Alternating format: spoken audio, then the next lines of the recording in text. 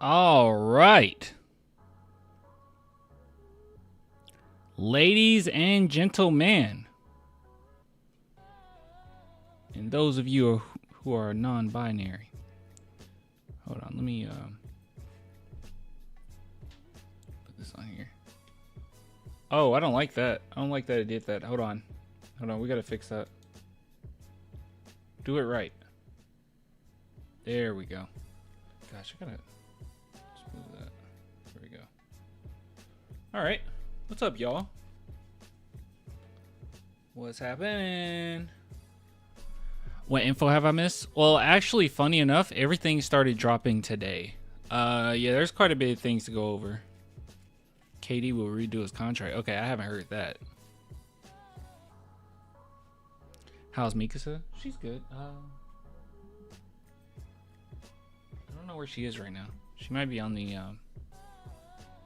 couch. What's up, Clanster? What's up, man? Give me a second. Let me bring some stuff up, okay? I have something that I want to convey to you, okay? That's really cool. But yeah, we'll go over it in a minute. Yo, I got a question. What's up? And someone mentioned a sci-fi. You said sci-fi Sunshine is pretty solid. Let me see. Is it a movie? Sunshine. Ain't no sunshine when she's gone. Ain't no sunshine when she's away. Okay, I'm assuming it's this. Yeah, I know. Saved watch list. Everyone watching the game? Yeah. Sunshine's a great sci-fi movie. All right. Well, it is saved. Danny Boyle. What else did he do? Oh, 28 Days Later. Oh, I didn't know he did 127 hours. That's the only two movies I've seen of him. Oh, yeah, I still got to see 28 Years Later. Wait, that's the one that's coming out. What is it, like 28 weeks later? Months later? There's one between the year and days. I haven't seen that one. And by the way, 28 Days Later, I thought it was okay. I probably gave it a 3.5. Let's see what I gave it. Yeah, I gave it a 3.5. That was all right.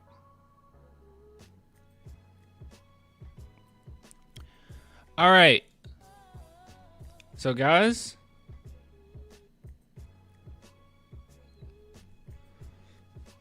that the Mavericks are going to get Dylan Harper. Let me say this. I am very offended, okay? Very offended. There was literally one person, okay? I probably need to not focus on, it's literally YouTube comments, okay? They're crazy. But it was one person that said, because I went over the whole RJ Barrett thing, right? That the Spurs are have been in discussion about acquiring RJ Barrett. And it's been some other teams as well. And I don't say this just to say it. I actually put out there that I can confirm that, yes, I don't tell you guys much of anything as far as any connections I have or things that I know about. And obviously I wouldn't tell you where it's coming from, but when I say that I have confirmation on something, I wouldn't just throw that out there, okay? And the only reason why I wait is because I'm told that I need to do that. Like I can't just put it out there. I don't want to burn sources or information out there. So a lot of times what will happen, this is what will happen, okay? So we'll get like all this information in, right? Like every single thing. People will talk about, you guys will talk about it like, hey, have you seen this? Have you seen this? Have you seen this? Have you seen this? And what I'll do is I'll actually confirm if that's true or not, right? Or if they heard anything. Sometimes things can be true and maybe they didn't hear it, okay? Or they haven't talked to the peeps, right? So I'll try to see, okay, have you heard anything? And if they did, even if it's a small article mentioning something vaguely, I will just run it into the ground because I know and can confirm that it's true. Someone in the comments said, you didn't get any information, you just read an article. It's like, bro, I would not just lie. I wouldn't just lie about it, okay? There's no point. There's no point. I don't get like extra viewership for lying about it and adding that. Like, I'm going over the article, and I usually don't sit back and like pat myself on the back about things. But if I can say that, yeah, I heard it, I'm confirming it, okay? I'm not just gonna lie about it. So yeah, that was very offensive. But I know a lot of people are pretty new to the channel, so they're just like, oh, you don't, you know. But yeah, I don't know. It's also an era people are skeptical of every single thing. But if we're going over something and I personally haven't heard about it, I'm not going to confirm it. I'm just going to be like, yeah, it could be true. I don't know. Or we'll look at things and sometimes they end up being an opinion piece. Or sometimes this will happen. We'll go over something I know for a fact that it's not true, and I will say for a fact that it's not true. But that RJ Barrett stuff, that is true. That is true.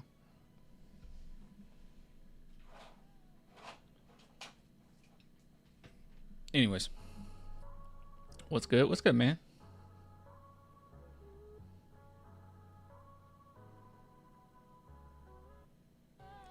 Can you imply who we go for without confirming it? No. If the Spurs are interested in somebody, usually, by the way, reporters get things very fast. But if they're interested in somebody, I will say it. I'll say, hey, this is somebody we need to look out for. But as far as right now, there's nothing I know. I'm being honest with you too, by the way. If I did know, I wouldn't say it until something's out there. But there's literally nothing I know as far as who we're keying in on or anything like that. All I know with a lot of certainty is that the Spurs are going to get Dylan Harper. That's the main thing. 14th, don't know. Honestly, a lot of things I don't even know if the Spurs know, right? Like, even them themselves, they might have, kind of a list of guys that they're looking at, but they don't know 100% right now what they're going to do. But number 2 is pretty set in stone that it's Harper. That's why I laugh when a lot of things come out about this. So we got a few things to go over about that. Speaking of Dylan Harper, though, Spurs Twitter been a little crazy lately. Spurs Twitter has indeed been kind of crazy lately. I agree with you, chatter. But I wanted to show you guys something because I thought that this was significant, and I think that it is worth discussion, right? So as you guys know, Spurs Twitter has been very strange as far as who they want in this draft.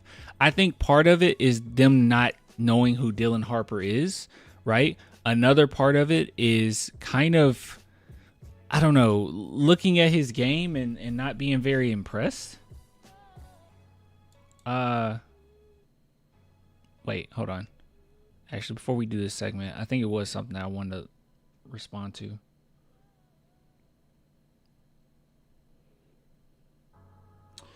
Clan, do you think if Fox got traded to Indiana rather than Halliburton with the same team Indy has, would they be in this position? I don't know. I mean, I don't know. It's like talent-wise, it's like, yeah, sure, possibly. But then it's kind of like, he just fits so well with them, right? Like personality-wise, the way that he plays. I don't know. It's kind of like asking the question if would the Spurs have won the same amount of championships if we had Jason Kidd instead of Tony? Like on paper, yeah, but Tony is what worked, right? Like chemistry is important as well. Personalities are important. So I don't know if he would have gelled with his teammates the same way Halliburton is gelling with them, It's just kind of hard to tell.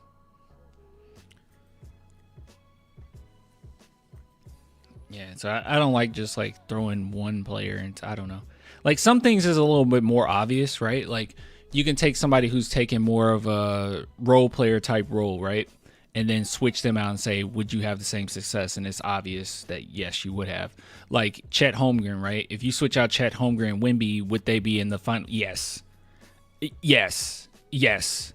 Yes. They would be even better. They would be even more scary than they are right now. Yes. Right? Like you can switch those two players out. But when it comes to running the offense and, you know, a big part, you're really integral to what the team needs. I don't know. Like switch Duncan out with Wemby in 2003. Do we do so? I don't know. Yeah.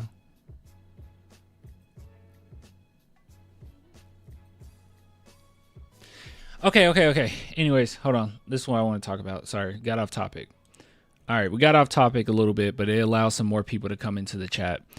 So I wanted to talk about this because there has been a lot over Spurs Twitter with the discussion on who should we pick. Should we pick Dylan Harper or should we pick Ace Bailey?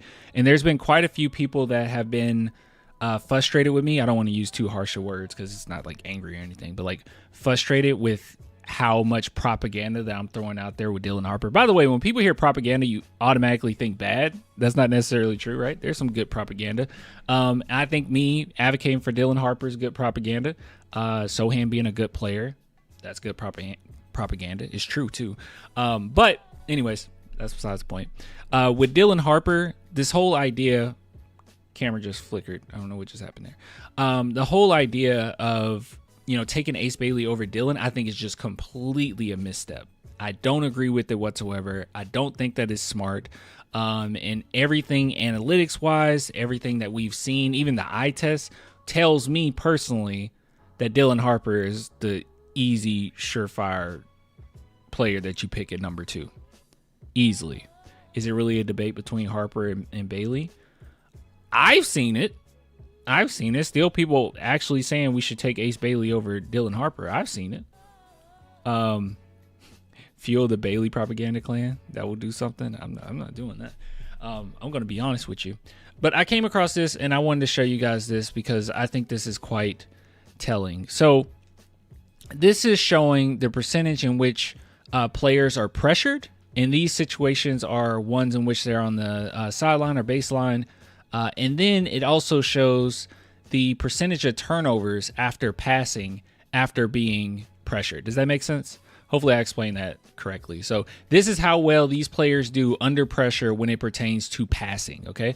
So it says, how often do 2025 NBA draft prospects pass under pressure? How players handle pressure is crucial for understanding their on-ball ceiling, and that's what we're looking at here. Note, this stat only encompasses passing chances, turnovers, not scoring chances, turnovers. Does that make sense? Hopefully that makes sense. And he has some other stuff as well. But just to continue, he said, for clarity, I define under pressure as multiple players crowding a one player plus the sideline or baseline. Also worth noting that the samples are very small for some of the prospects. Ace, for example, had 32 total under pressure passing chances. Flag had 25. Noah had 4 total. This stat is probably most useful for lead guards, but cool to look at nonetheless. All right, so when it comes to Ace, not a ton of chances, but at the end of the day, hey, it's what it is. So if we're looking here, what things look like when you're under pressure, you can see that the pressure percentages for Dylan Harper in particular, 24.7%. And then his turnovers, when it pertains to being pressured, is as low as 12.7. Exceptionally low. And then with Ace, you can see the percentage is 30.8, but very high turnovers when pressured. Now, as far as a player being pressured, that can be a good thing or bad thing, just depending on the context, right? Like some players, if they're really great, then teams are going to play them that way and they're going to pressure them, right? Or it could be the opposite. You could be really bad and then teams pressure you because they want you to make a mistake, right? But when it comes to Ace Bailey, what makes this a little concerning is the fact that Ace Bailey is a player that oftentimes spot up shoots with creation from Dylan Harper. Dylan Harper set up a lot of his plays, and he's in the corner. And this is taking a look at what pressure looks like, how he responds to pressure in those corners. So he's kind of relegated, or in college relegated to that corner role, but he was mostly a catch and shoot player for the most part. He wasn't great with the ball in his hands. He doesn't create a ton of space, just to be honest. But because of that, and you're being relegated to a corner, and seeing that when you get pressured in that corner, you don't do as well, it really shows. It's kind of like a double-edged sword at that point, right? Now, I'm sure Ace Bailey, he'll come into his own. It'll take some time, and he'll be a good player in the NBA. But with Dylan Harper in particular, the fact that the ball was in his hands often with Rutgers, and the fact that his turnover percentage is so freaking low really speaks to how good he actually is. But I do agree. The too small sample for Ace. Yeah, that's true. If his 30 is too low, needs to be at least 100 for significance. That's true. So I won't beat up on him too much. But what I really want to point out is just Dylan Harper in particular, how impressive that is, right? Like he does a great job getting the ball out of his hands and not turning the ball over in those processes. So just something I wanted to bring up, because I think that as much data that we can get on Dylan Harper as much as possible, I think is important. And just when we're comparing him and Ace, I think that the context of it, just in my opinion, is that Dylan Harper really set up a lot for Ace as well. And as far as creating enough space, I don't think Ace Bailey creates a lot of space, to be real with you guys. Whereas Dylan Harper, he's so creative. And he's so shifty. And crafty. I guess that's the word I'm really looking for, is crafty. I just like it a little bit more. Lack of self-creation is a concern for Bailey. Look like it's been a while, but we might have to revisit. Okay, we'll get to that in a minute. Did someone compare him to T-Mac? I think, funny, the person who compared him to T-Mac, I think, was Dylan Harper. I think Dylan Harper compared Ace Bailey to T-Mac. He just loves him that much. Yeah, he's not. I think people got to watch T-Mac play. Go watch some old T-Mac footage. Ace Bailey isn't a good passer under pressure, is what a lot of sports writers are saying. Okay, well, if a lot of sports writers are saying it, that's one thing. And now we just have we got a little bit of data here. He also posted this, which is pretty cool. So it says, and here's a relationship between pressure rate and potential assists. Top right with a smaller bubble is where you want to be here. Harper, Trey, Con, CMB, all seeing tons of pressure and create shots out of those chances. So we take a look here.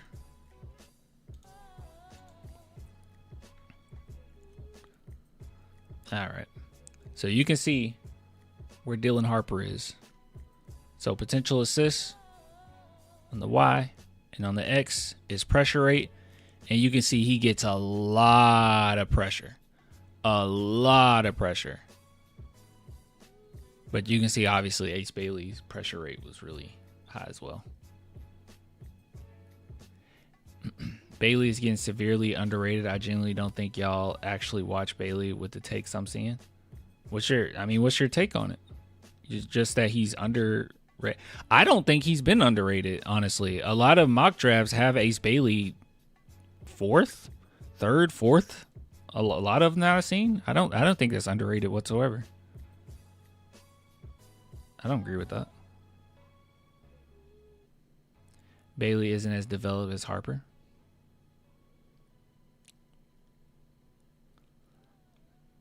Yeah. But anyways, I'm just saying, you're taking the second overall pick. I'm not rolling with Ace Bailey on this. Dylan Harper, in my opinion, is going to be not to say Ace Bailey can't be this, but I really do believe, because I know people keep bringing this up, but any other draft, this is a number one pick. He's going to be a multi-faceted all-star. like continuous all-star in my opinion. And yeah, I just don't know if it's the same trajectory on the other end. Just if you're comparing the two, it's the second overall pick, guys. We're going with Dylan Harper. Maybe we'll be having a different discussion if we were the fourth, right? If we were the third, fourth, fifth, maybe we can have that discussion. But in this draft in particular, no, don't even think about it. You go after Dylan Harper. You know what I mean? And it actually speaks to how good he is that there's so many teams and so many different news articles coming out there saying, hey, this team wants to go after Dylan Harper. Oh, the Nets want Dylan Harper. Oh, can this team make a move for Dylan Harper? I mean, I saw something the other day where it suggested that the Dallas Mavericks could trade their pick for Dylan Harper, which that would be really dumb in my opinion, because Cooper Flag is better. But I don't know. People are suggesting things. Harper is a great choice, but the difference between Harper and Bailey is razor. I don't agree with that. No, I don't agree with that. People have been talking as if it's a large gap. It's a pretty sizable gap. I'm gonna have to push back on you on that one. I think it's a pretty sizable gap. Yeah, I'm not gonna. I don't agree with that. I mean, we're talking elite scorer here in Harper. I think it's a pretty sizable gap. It's not a crazy gap to an extent of like, oh, Ace Bailey's like trash role player and Dylan Harper is superstar. It's not like that, but there's a pretty big gap. So not saying Harper wouldn't be. Wait. But if you watch Harper play, I will say he has a very similar play style to Fox. It's like mixing water with oil. No. So not saying Harper wouldn't be productive off ball, but he wouldn't be maxing out his game. He actually, we went over this before, but he's actually one of the best in college off ball. So I wouldn't worry about that. Here, I'll bring it up. I know I bring it up a lot, but we do so many videos till I can't really get upset with you for not seeing it. Just give me a second. I really just need a bookmark it, honestly, so we can just have these to go to quickly. I'll still respond. Clanny plays better on ball. He's great on ball, and he's great off ball. But I wouldn't worry about it too much, you know? We're not at the point where we would need him to for the offense to run through him or anything, or for him to run the offense full time. That's the whole point of having Fox. That we can make that transition in the future. Where are you?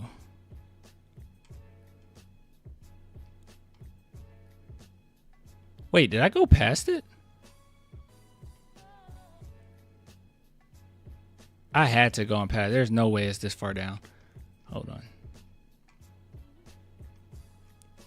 Do a poll, Clan Harper, Bailey. We did do one, and Harper blew it out of the water. The first night when we did it, it was pretty 50-50.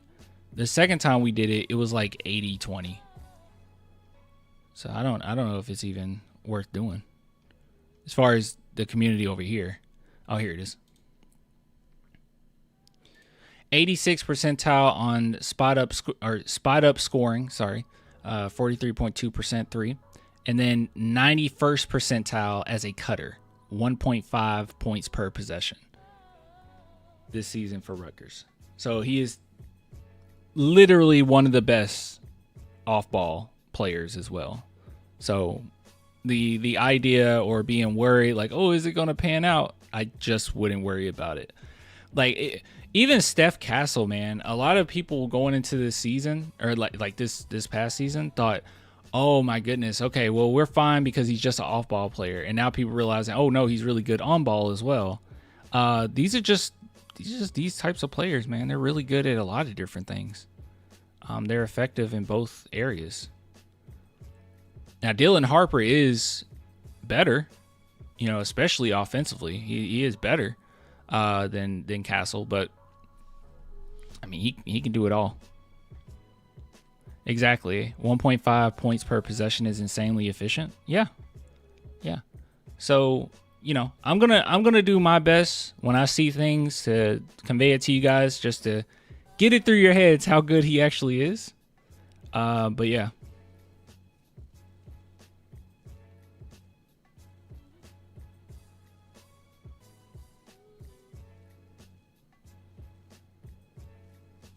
The problem, EJJ, yes, I did watch quite a few. So the problem with that is Ace, even though individually, yeah, he's impressive, and you said jump shot creation, he doesn't create a lot of space. And I'm just afraid that when you're actually in the NBA, that's not going to pan out. Because Rutgers is a really bad team because they were just so young. But with Ace Bailey in particular, that lack of separation that he creates is pretty concerning. Whereas when I see Dylan Harper, he can stop on a dime. He creates that creation when he does take his jump shots. Obviously, like you said, he's elite downhill. He's super impressive. What, like 66% finishing? And like that's usually reserved for big man that can do that. So it's really impressive that a guard can do it. But yeah, it's just that's the issue. So even though Ace did a very good job, and I think he's going to be a good player, I think there is a sizable difference between those two. And Ace just doesn't create a lot of space. He just doesn't. He can shoot, a lot of times he can shoot over the top of you, but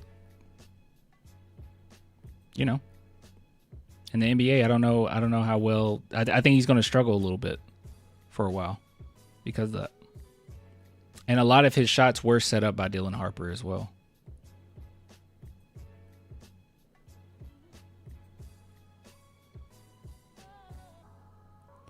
Ace Bailey's problem comes primarily from his strength. He isn't able to hold himself and get to spots on the floor. Not very well. I'm trying to see a poll too. Okay, all right, okay, we'll do a poll. All right, we'll do a poll. Yeah, give me a second. Let's do a poll.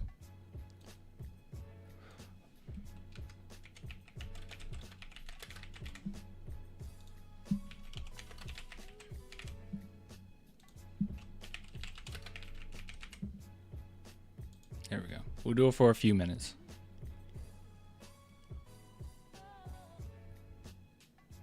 Wait, is the poll up? Do you guys see the poll, chat? I actually don't see the poll.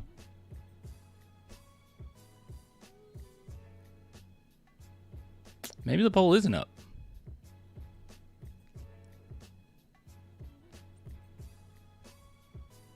Oh well. I don't know what just happened. Oh, there it is. It's up now. But yeah. All right, let me look at some of these other comments.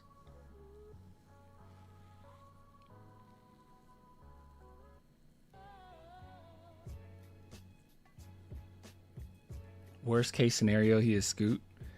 Well, luckily for us, he definitely has a little bit more in his bag and better size than Scoot.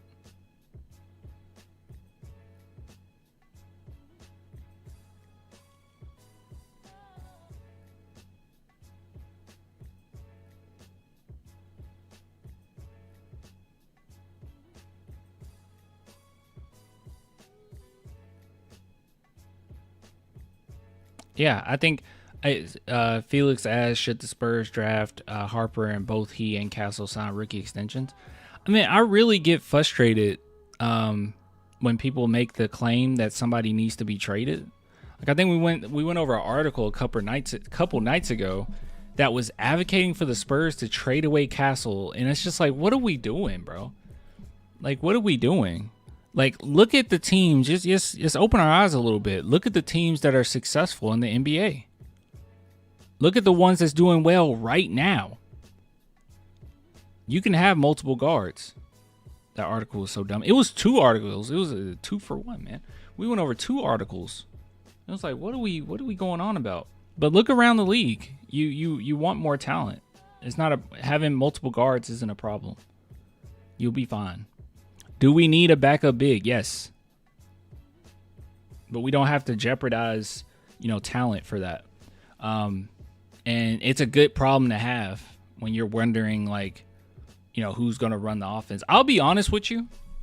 If it had to come down, which it won't, but if it had to come down to who's the primary ball handler for this team for the future, I would trust Dylan Harper more so than Castle, because I think Castle can run the second unit, but Castle is a player that even in college, he could do basically anything that you need him to do. And I don't know if he's like a full-time point guard. Dylan Harper could be. Both of which are pretty much combo guards, though. All right, let's see. Let's see how this poll going. Yeah, dude. Like I said, we got 90% Dylan Harper. We'll just leave it up. But it's 90% right now. 90% says Dylan. So I wouldn't worry too much. That's all I had to say. I'm sorry. This segment probably went on longer than it had to. But just thought you guys should know about this because it's very telling. It's very telling.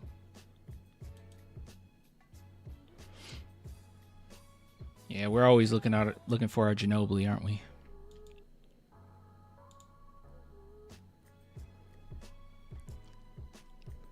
All right, let's see here.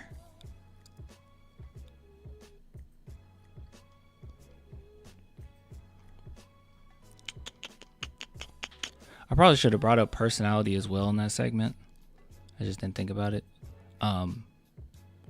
Me personally, even though I like Ace Bailey, I think his approach to the game, or just his attitude towards the game is completely different than Dylan Harper's. Like, I think Dylan Harper takes it very, very serious, like, in love with the game. Is this? Hold on. Let me make sure it's not copyrighted. Hold on.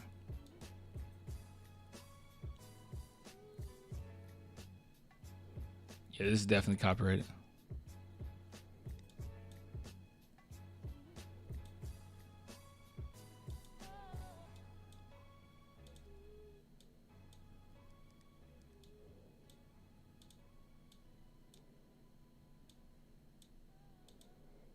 Guys.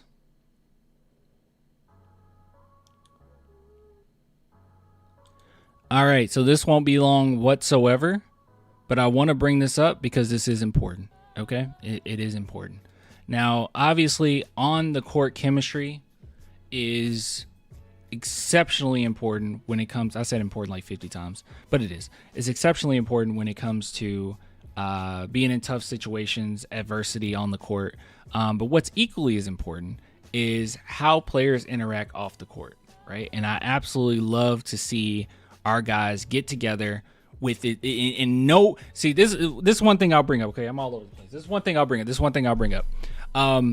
Back in the day, right, when Pop did this his whole career, but he would have guys hang out, right? And I don't want to say that it's forced, but on rodeo road trips, he makes sure you do everything together, no matter what. You got to do everything. We're gonna go bowl. We're gonna bowl together. We're gonna go out to eat. We're gonna go out to eat together, right? No matter what. But when the off season was over, and there's only a few guys that actually hang around and still chill with each other or whatnot. But what's most telling for me is to see what happens when there's no coaching interference whatsoever, right? When there's no franchise interference whatsoever. And I remember this. I remember we looked at party footage, or the guys were getting ready to go out clubbing, or I think they went out to a club. I don't remember. But it was like Derek White. It was who was all there, guys? All I remember is Derek White because I love Derek White. It was Keldon, Derek. Was Devin Vassell there? Hold on, I'm actually. Good gosh, I am unprofessional. Let me see if I can find it for you. I'll just find my own video. Just type in Clan the Spurs fan party. Party? Crap, a lot of watch parties came up.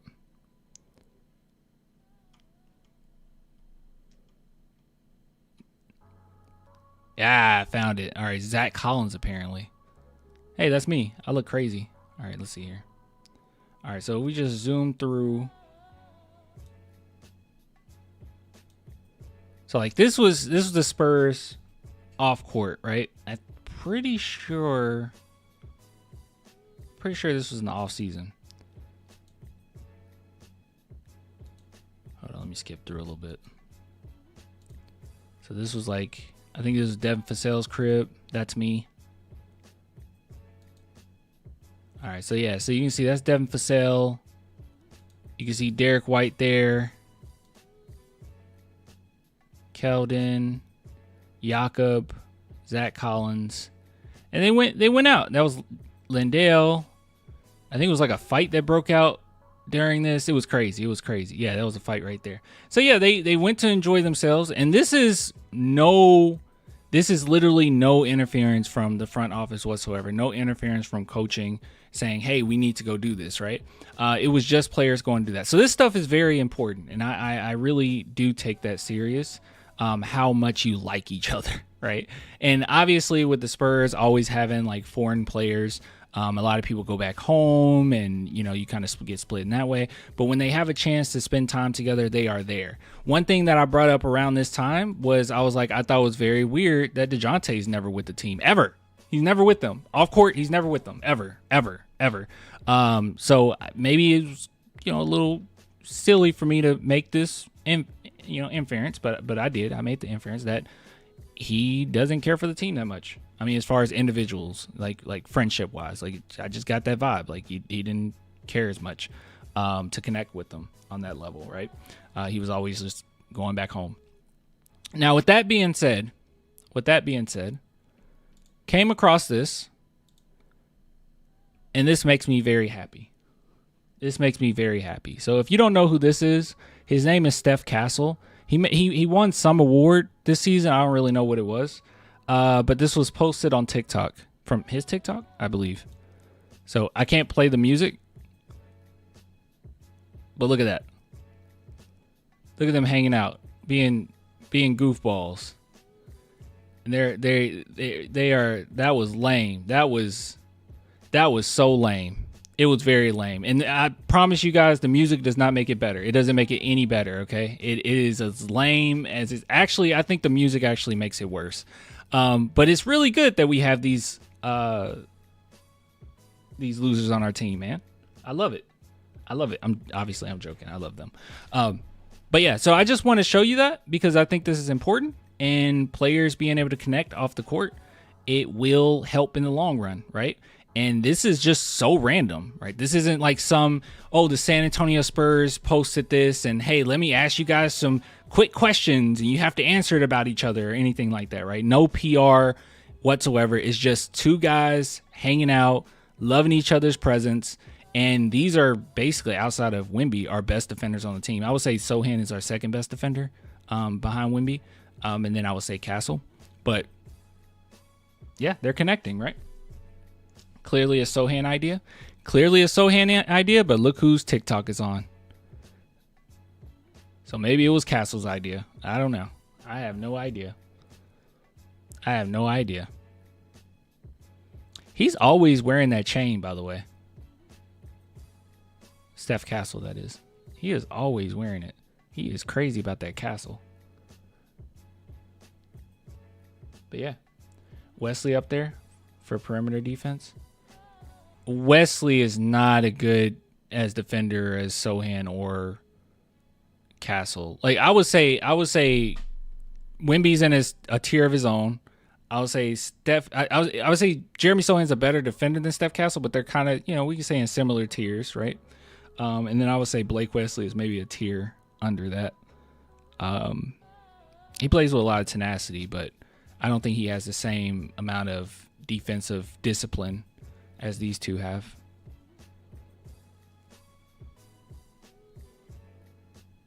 Sohan is truly a good friend for the group. He's with everybody. Well, one thing that we said before we even drafted him, one reason I wanted him is because he's a connector, right? And connector doesn't just mean on the court. His personality is that as well. He's a connector. So,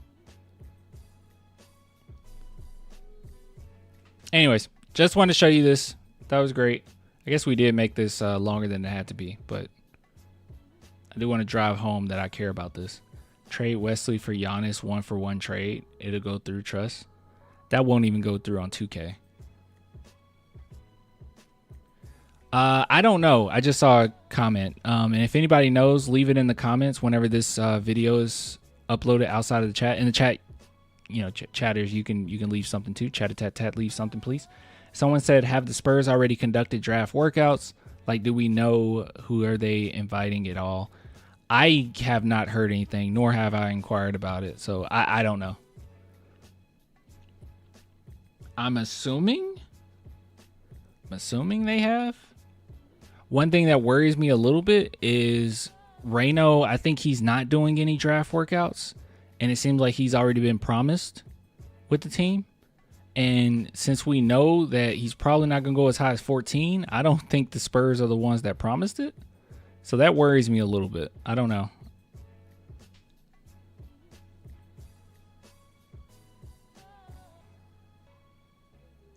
True. People often forget Kawhi was not a good offensive player coming into the league. I believe in Sohan's development. He's not going to be anywhere near Kawhi, but can develop into a solid role offensively. Yeah, I'm not one of those people like Patrick Beverley that believe that Sohan could be the next Kawhi. I won't go that far, but yeah, I agree with you.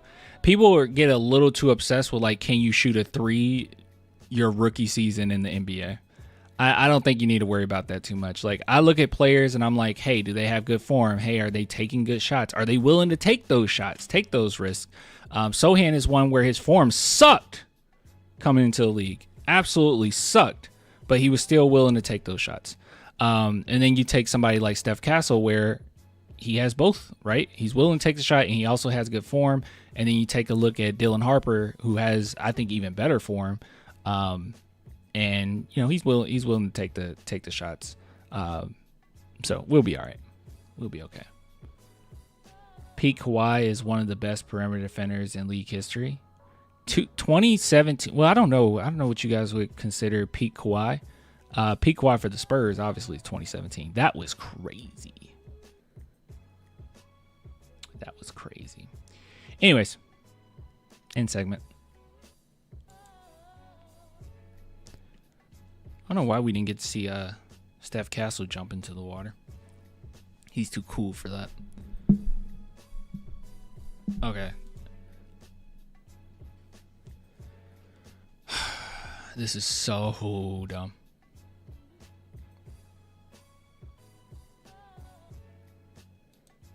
All right, I want to bring this up because, guys, this is very silly. Very, very silly.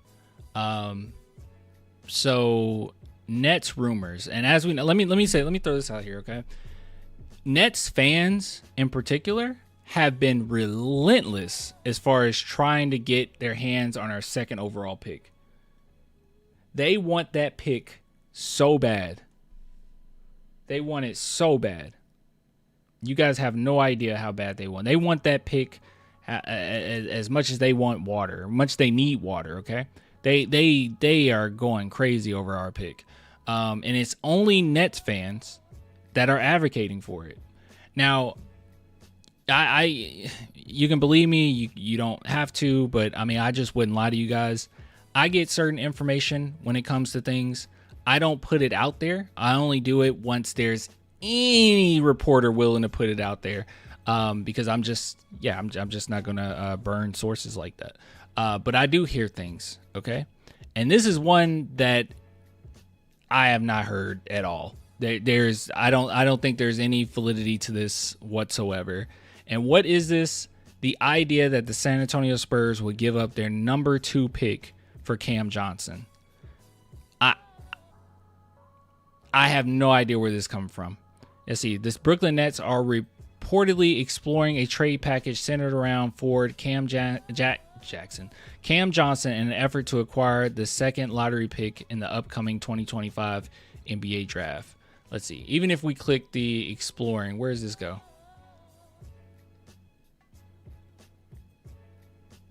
Okay, this goes to an NBA Central post.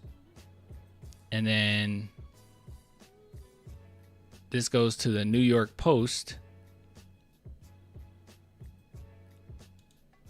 The fact that they didn't just tag the original New York Post article and they tagged an Instagram post to the New York Post article is a little strange to me.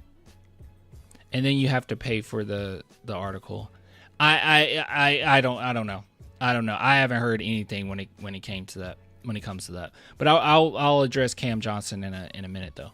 According to Brian Lewis of New York Post, Brooklyn may look at consolidate assets, including Johnson, multiple late first round selections, and future draft capital in pursuit of the number 2 overall pick currently held by the San Antonio Spurs. So they would send Johnson, multiple late first round selections, and then future draft capital for our number 2. Okay.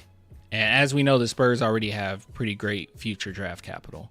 But moving on from that, there's a sentiment around the league that Nets could look to land a second lottery pick by consolidating the packaging, some combination of Johnson. Yeah, we mentioned that.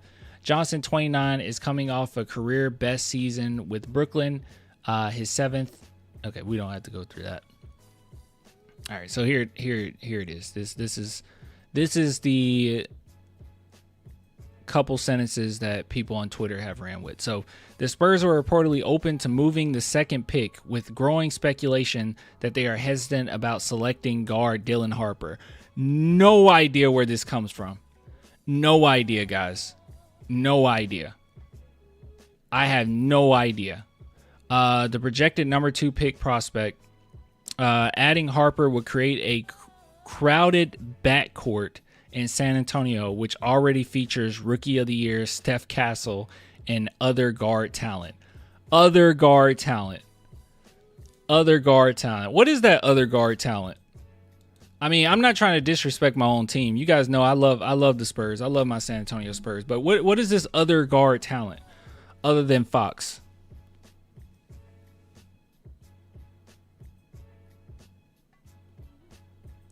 Yeah, there's nothing pointing towards the Spurs trading their number 2 pick for Cam Johnson. Okay? I don't think I should have to say that. Now, I haven't heard this, and I haven't asked, but it could end up being true. Maybe, just maybe, possibly, just in my mind, maybe you could trade the 14th for Cam Johnson. I could see the Spurs actually doing that, especially if you get to 14 and all your guys are kind of gone, and let's say you really want Reno, but you know that you can eventually get him later on in that draft, a little later in the draft. I could see the Spurs making a deal like that. I could see them doing that. But them trading away their number 2 pick, something that's not going to come very often. Okay, this opportunity is not going to come very often, and this is a multi-all-star type of talent that we're talking about here. I don't think that that's a good idea. I think that that's actually a terrible idea. And for all this article to say is, well, they're going to do it because, they got too much talent. It's just so silly. It's just so silly. All right. We're not in a position like the Kings where all that we're doing every single season is just getting guards, right? If you ask me, I think we have Fox, who is obviously full-time point guard. You got Steph Castle, who I think he's a part-time point guard. And you're going to need someone that could be more so a full-time point guard by the time Fox is ready to step away, which is going to be a while. But you're going to need somebody to transition into that role. And who else but Dylan? This is great talent here. And now that we're getting some news that Chris Paul, which we'll do another segment on that, but Chris Paul could be leaving. You need it. So the idea that you have all this immense talent, I don't know what is coming from. I don't know how there's a log jam in the backcourt. I think that's silly. Anyways, but if you guys were worried about this, at least me personally, I haven't heard anything. Every reliable source, has blatantly said that the Spurs want Dylan Harper. And when it comes to stuff like this, like trading away the second overall pick, the Spurs line is open. Okay. They're going to be talking to teams. It's going to be discussion. But as you guys know, a lot of these is just smoke, right? A lot of it's smoke, especially the closer you get to the draft. It's going to be a lot of smoke. Just to kind of see what the Spurs can get away with, what they can possibly finesse a team with. But as far as giving away their second pick, how the Spurs operate, I have a very difficult time seeing them do that. I mean, we would the only situation in which I could see the Spurs doing that, which I don't know if I would agree with it then, is if we were already a championship caliber team, right? Or, we have things kind of set in stone, we have our core, and we just had a really bad season plagued with injuries, and you just got lucky in getting the second overall pick. If it was something like that, sure. But you desperately need a creator next to Wemby. You need a 3-and-D wing, another 3-and-D wing. You need a backup big. I don't think the Spurs are just going to be wasting their picks here. But I don't know. Nets super delusional. Nets fans have been on this, bro. They have been relentless trying to get our second overall pick.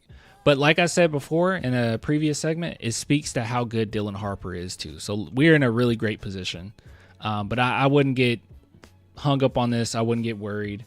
I don't think any of this happens. So yeah. I feel sorry for Nets fans. Yeah, it's pretty rough being a Nets fan, I'm sure. What do you think about the 7-7 Wemby's reports? That's fake. Wasn't that from the Eric Zhang dude? Yeah, there's nothing showing that that's correct. And by the way, Twitter pages have done that last season too. Remember when they were doing it, saying like he's gotten taller? They're probably just gonna keep doing that.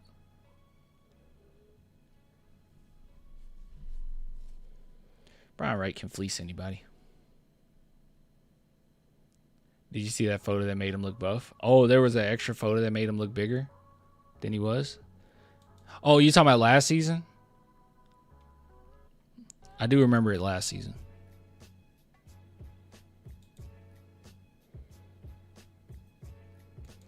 All right, so more news. I know you guys are tired of the news, okay? It's so much news. I know it gives you a headache. We have Shams coming out talking about our San Antonio Spurs once again. And, some people have ran with it and said, oh, so it is going to happen. Some people have ran with it and said, oh, well, it doesn't mean anything. I'll give you my take on it. So let's listen to what Shams has to say. Here, actually, I'm going to speed it up just a little bit. Maybe we can avoid some copyright. Because is this on ES? I guess it's on ESPN. Let's try to avoid some copyright here. Let's see. Oh, desktop audio's off. There we go. He's been doing some on-court stuff. We've been seeing it on social media, so that should be a positive sign. By the way, he's talking about Wemby. And the Spurs, everything I hear, they fully expect him to be ready to go for the start of next season, for the start of training camp. That is amazing news for the San Antonio Spurs. Yeah, and the NBA. Yeah, we'll talk about that. For Wemby to be ready. Wemby doesn't want anything to do with the Pacers. But And you guys know we've been keeping up with Wemby off court as well. Like we got that footage of him playing soccer and being very active, and obviously the pictures. It was no footage, I don't think, but in those pictures with him and Reno. He looks healthy. He looks good. I don't remember if they. Oh yeah. We had an end of the season press conference with Wemby as well, and he was like, "Oh yeah, I'm feeling good, or I'm feeling, fine. I'm doing well." So yeah, and I think Fox. We had an interview with Fox as well. I mean, I didn't, but we saw an interview with Fox, and he was like, "Yeah, me and Wemby should be good around the same time to start working out together and stuff like that." So things are looking good. It's on the up and up. Nothing to really worry about there, but yeah. But I understand what you're talking about. It's good for the NBA. They also have a ton of assets. They have tradable contracts. They have the number 2 pick. They have the number 14 pick in this year's draft. They have a bunch of tradable picks as well moving forward. We have 4 second-round picks next year. They have all their picks. So El Jefe. Whether there's a player like a Giannis Antetokounmpo, I think Kevin Durant's another guy that the Spurs, there was mutual interest in at the deadline. I think they're going to be looking very actively to see, is there a wing player we can bring in that could take us over the top? All right. So, yeah. So, obviously, like I said before, the Spurs line is going to be open, right? They're not going to any competent franchise is going to keep their line open and hear what is it that you're willing to offer us, okay? So how do I feel about this? Because as you guys know, I've said on multitude of occasions at this point that I'm not bought into getting Giannis, because I just think now we have some great GM. We have a great GM. We have a great front office, but I'm just assuming it's going to be pretty difficult and you're going to have to give up quite a bit of your future, right? So that's something that kind of worries me, right? Another thing that worries me with Giannis in particular is the window of opportunity here. So not only will you have to give up so much, because he's worth it, by the way. He would be worth it. You have to give up so many picks. The window of opportunity to actually win is, I don't want to say is short, but it would be much better. Our window of opportunity is much better without making that happen. Another thing I didn't like is Giannis has not said anything as far as coming to San Antonio. I saw one report. I didn't look into it or anything. I don't know anything about, Bucks reports or anything, but I saw a report saying that they're going to try to keep Giannis by saying that they have Doc Rivers. I don't know if that was a Centel tweet or what, but I was like, okay, that's hilarious. But they're going to go out of their way to try to keep him there. And seeing how Giannis is, I wouldn't be surprised if he actually did stay. But at the end of the day, he hasn't said he wanted to go anywhere. He hasn't made it abundantly clear who it would be. And that's a deal breaker, right? Like, if he says, hey, I want to be traded, and he names off like 50 teams, where's our leverage, right? Like, what's the point? So that's one where I just wouldn't worry about it too much. And then when it comes to KD, all that Sham said here was that there was mutual interest, which we knew that. Like, we did already know that. We knew that the Spurs and Kevin Durant had mutual interest near the trade deadline. I think we even went over it at one point. And I'm not fully against it. It's just, once again, what are you going to have to give up? Okay. I don't know if the chat remembers the other teams that Kevin Durant was interested in. Let me see. I think it was only like 3 of us, though.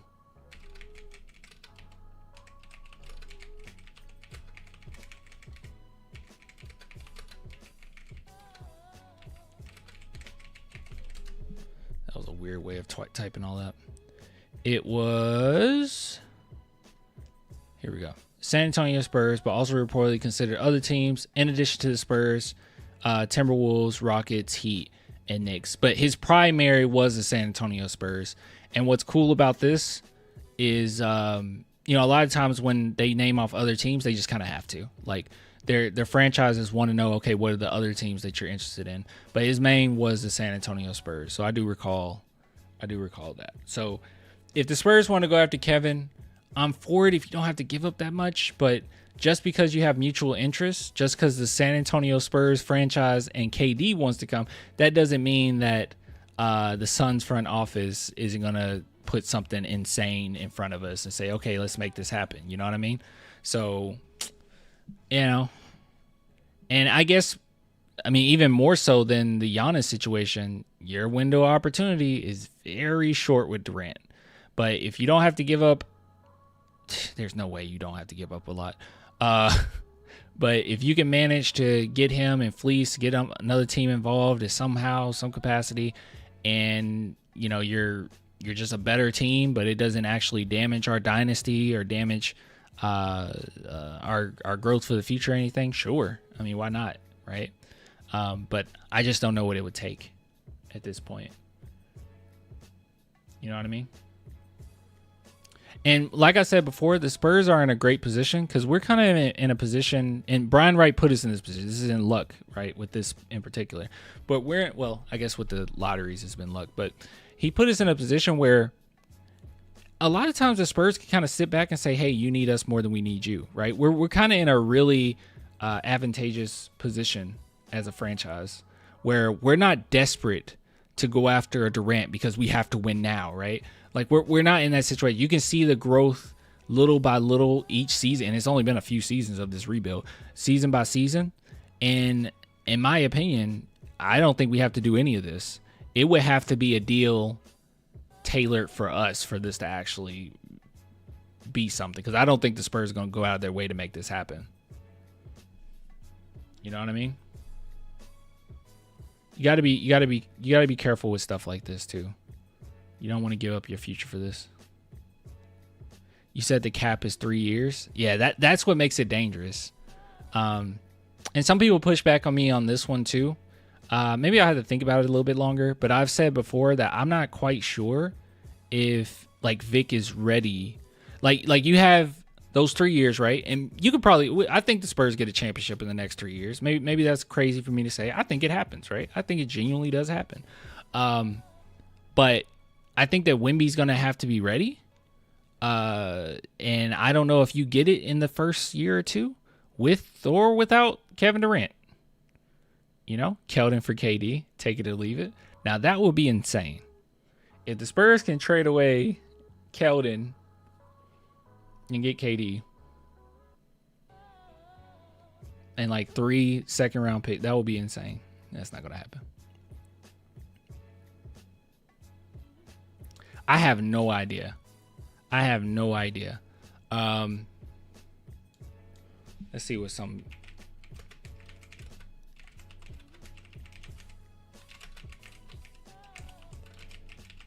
I don't know what Kevin Durant's market is right now.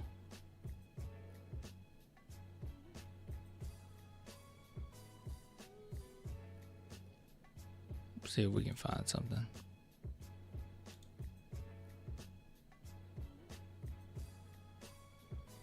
All right. So here's an article from just a few days ago.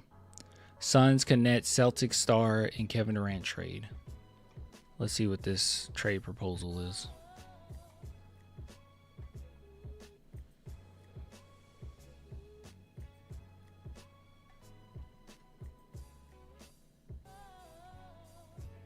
Oh, okay. I thought they were going to like break it down. Let's see. All right. So Brett Siegel poses an interesting hypothetical of the Boston Celtics targeting Durant using Porzingis to build a trade package. So the Suns situation is much more complicated since they are a second apron team with Devin Booker, Kevin Durant, and Bradley Beal. Is there a potential path for them to create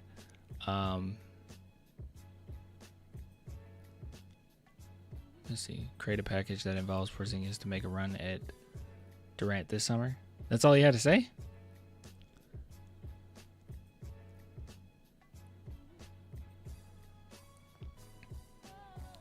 Well, that's a vet for vet, right? That's a band for band.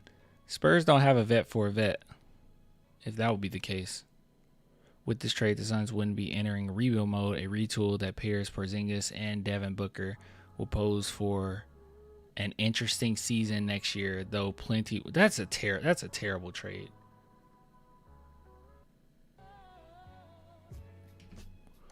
Yeah, that's a terrible trade.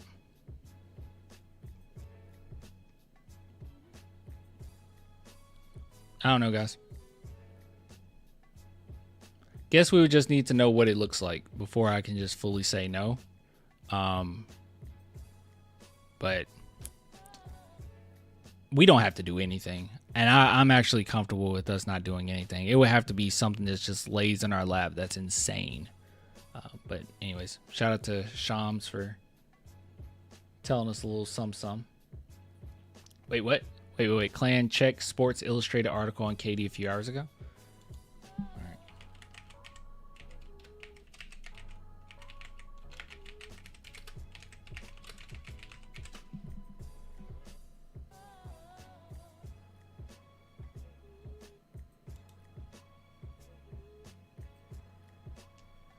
Kevin Durant indirectly addressed Shams' Spurs trade report.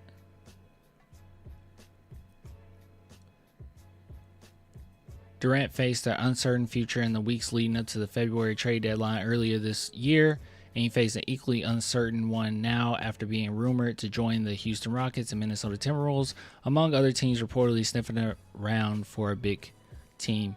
Shams threw another suitor into the mix on Tuesday. This isn't new.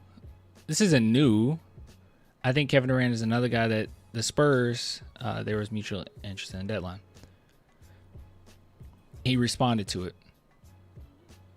To be exact, an NBA fan reposted a tweet on Twitter, about the Spurs Durant trade buzz, and then gave him a take on his idea of Durant changing his allegiances once again to possibly team up with Victor Wembanyama.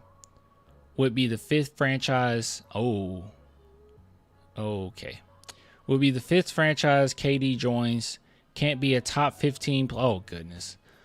Can't be a top 15 player of all time if you played for 5 franchises. Why can't you?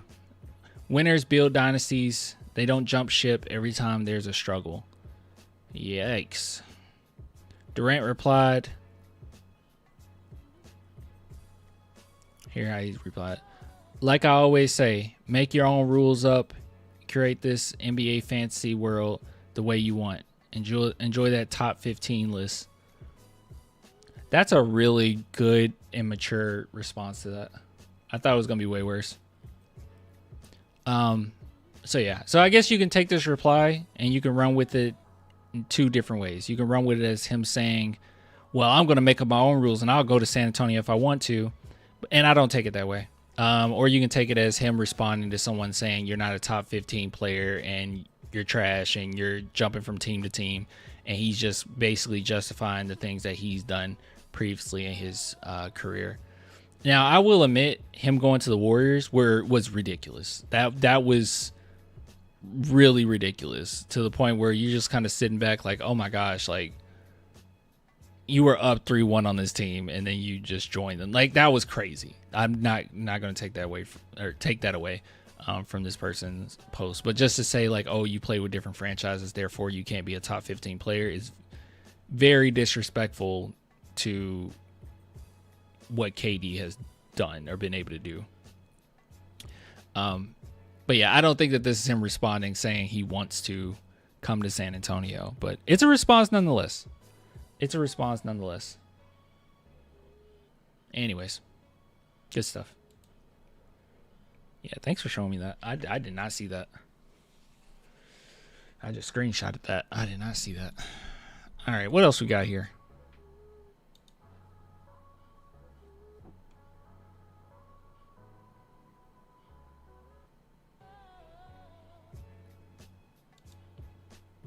Oh, crap. Hold on.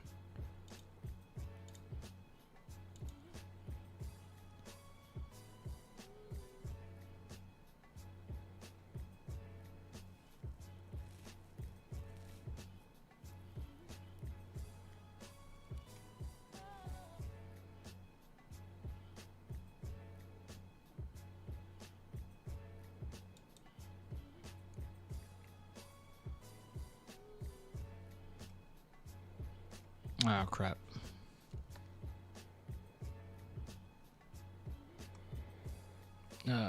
Pay subscriptions. I can't get to that.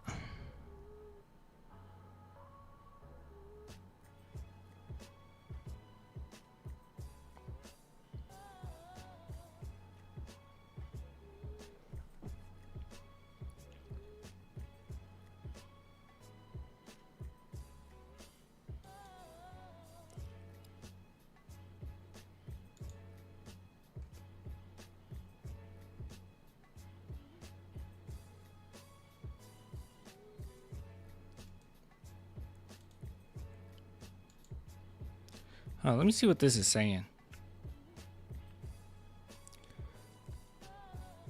Since 2008 class, freshman.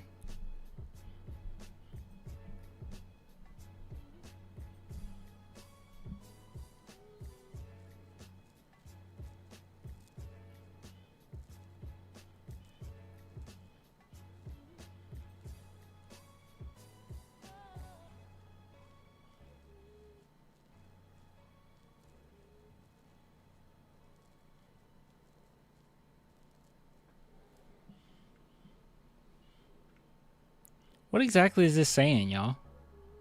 Can someone explain what this is saying? That's more than 8?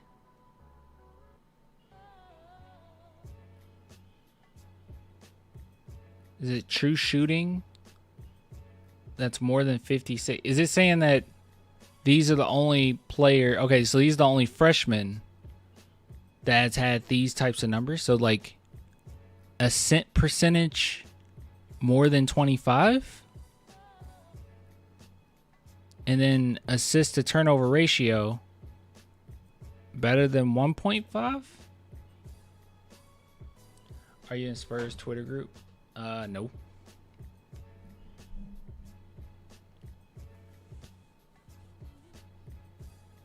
Yeah, box plus minus, yeah. So it's greater than 8. Okay, so it's just saying these players. Okay, gotcha. Okay. Yeah, it was actually something else I wanted to bring up, but we'll just add that to it, okay? Yeah, so there was totally something else that I wanted to bring up, but we'll just add that to it.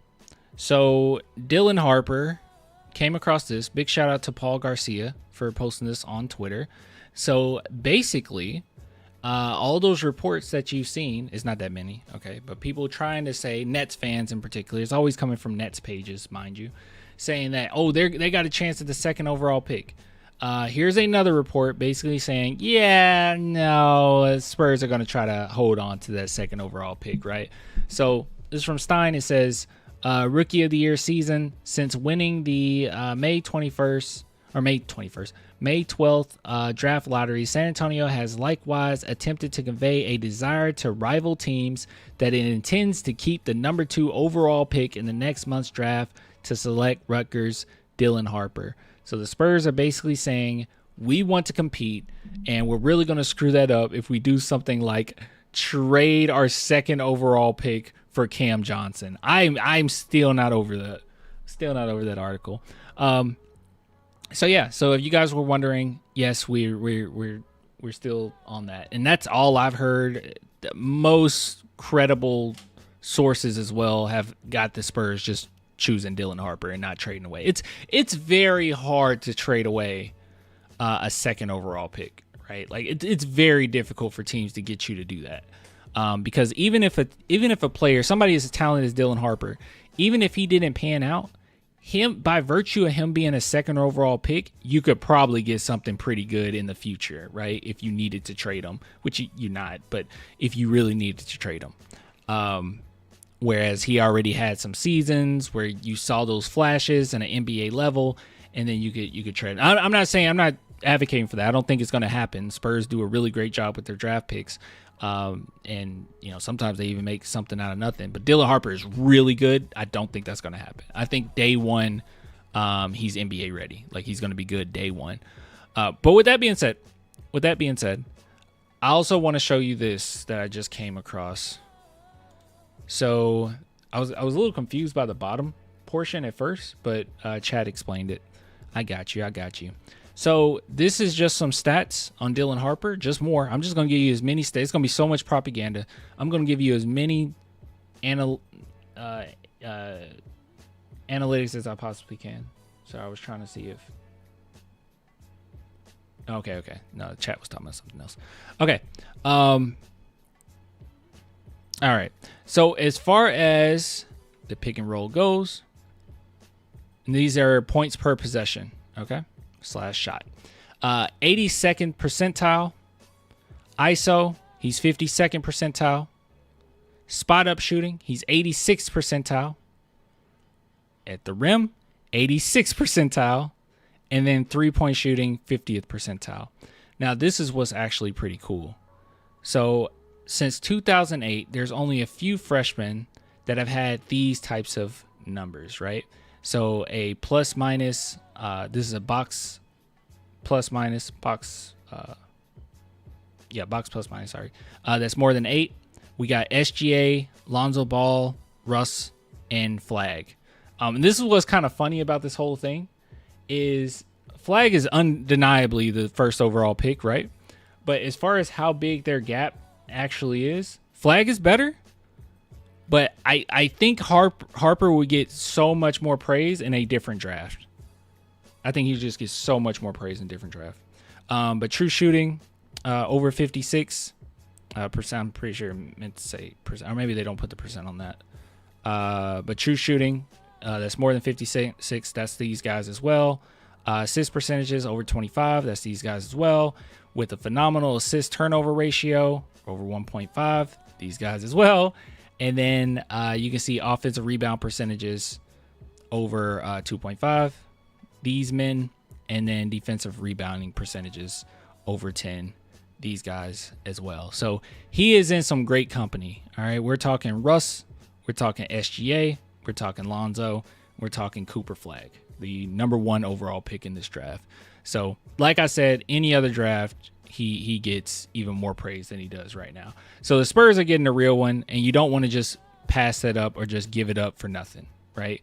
I think you go ahead and draft him and you make it work.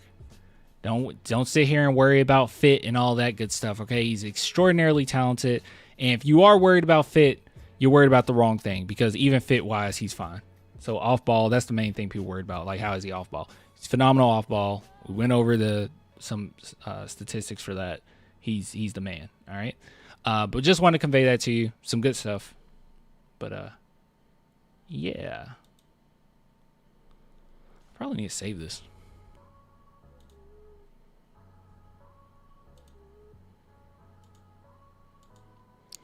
All right, let's see. What else we got here? So much news. All right, so guys, chat. Our beloved Chris Paul may be saying goodbye to San Antonio. He might be saying bye to San Antonio. So as we can see here, Chris Paul could be on the move again after spending 1 year with San Antonio. So it says anticipation is building that Paul could be on the move again this offseason, even though his time at San Antonio as a mentor to Victor Wembanyama and young team overall was an unabashed success. The reality now, though, is that San Antonio acquired De'Aaron Fox in February and just watched Steph Castle assemble of a Rookie of the Year season. Since winning the May 12th draft lottery, San Antonio has likewise attempted to convey a desire to rival teams that it intends to keep the #2 pick. That was the other thing that we talked about. But as far as Chris Paul is concerned, he might not be here. A little bit more information on Chris Paul is Trailblazers are showing some interest. So it seems like at this point, I really hate that, bro. I hope he can just go to like a championship team and get one. But right now, it seems like teams are trying to bring him in as a mentor or whatnot. But the Blazers are among the teams that could have an interest in Chris Paul should he not return to the Spurs, a source told HoopsWire. Portland GM Joe Cronin has suggested he likes the roster as currently constructed, though those aren't around the league have said that the Blazers would like to add a veteran guard to mentor Scoot Henderson. So that actually would also be a match made in heaven for them. Now, I'm just going to be transparent. I'll be honest, okay? When we first got Chris Paul, match made in heaven, right? I was very happy because the main thing that we all were talking about is that you're going to have a blueprint for Wemby. You'll be able to know how to get to some of his spots. We'll know what he likes, what he doesn't like, and it'll be good for our team. And I thought that the one player that would get the most benefit out of it was actually our boy, Steph Castle, which we end up being correct. He got the most usage out of it. And another thing that I thought, though, and end up being wrong, and maybe it's due to Devin Vassell's injuries, but I thought that he would also benefit a lot from having Chris Paul, where he doesn't have to do as much, right? He can just be more of a spot-up shooter. We saw how impressive he was in the play-in game, back against the wall with DeJounte Murray. So I'm like, yeah, dude, you're older now. Like, you should just be able to kill teams, right? By the way, I saw when we talked about RJ Barrett and people were talking about RJ Barrett, he's no better than Devin Vassell. This past season, y'all, RJ Barrett, this is a little off topic, but RJ Barrett had multiple 30-plus point games.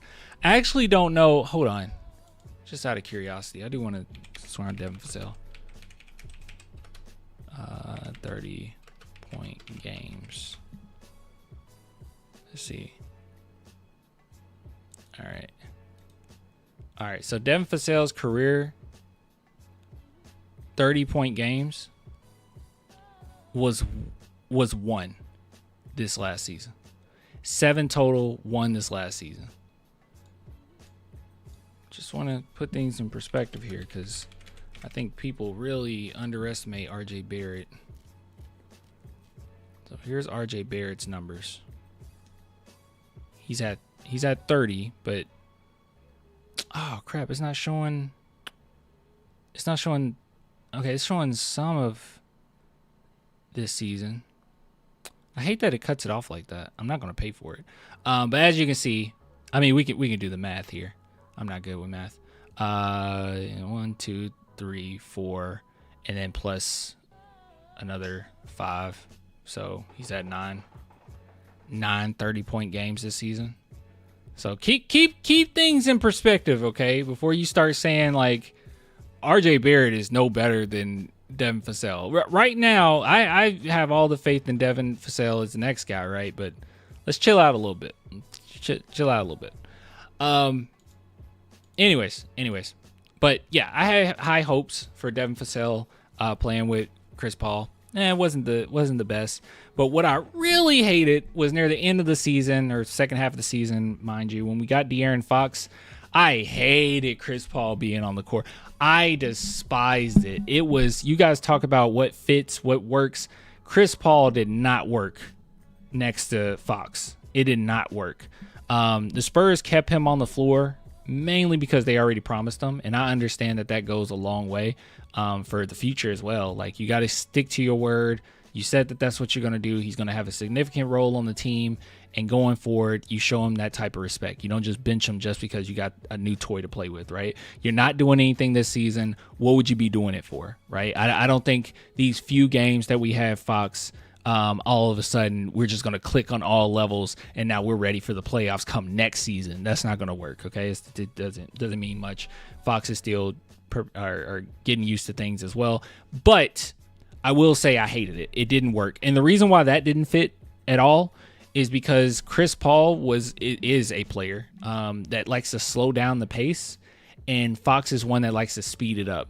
So we had like this weird dynamic that when Chris Paul would get the ball, he would slow it down. When Fox gets the ball, he speeds it up. And then you have like one playing off ball, which both of them are quite better with the ball in their hands. It was just a really messy offense. I didn't like seeing it at all. It was not fun, and it was very apparent that Chris Paul should not be out there with Fox. But with that being said, I hate to see him go because I do think that he was a great mentor, but I also understand that he wants to ball as long as he can ball, and he's not going to be able to do that on the San Antonio Spurs at this point. So looks like Chris Paul is going to be gone. You can let me know how you guys feel about that, but I liked what he brought. I like what